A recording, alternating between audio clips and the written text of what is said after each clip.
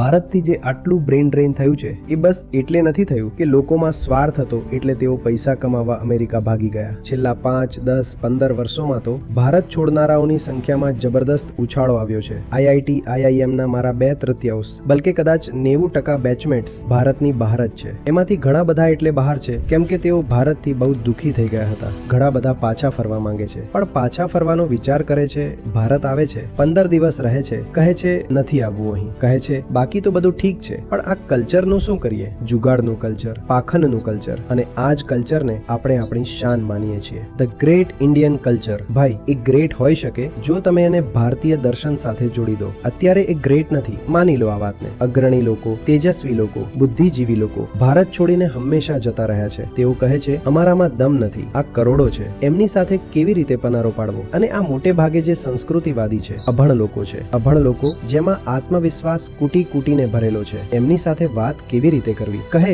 અમારી એક જ જિંદગી છે, પોતાની જિંદગી બરબાદ નહીં કરીએ, અમે US જઈ રહ્યા છીએ.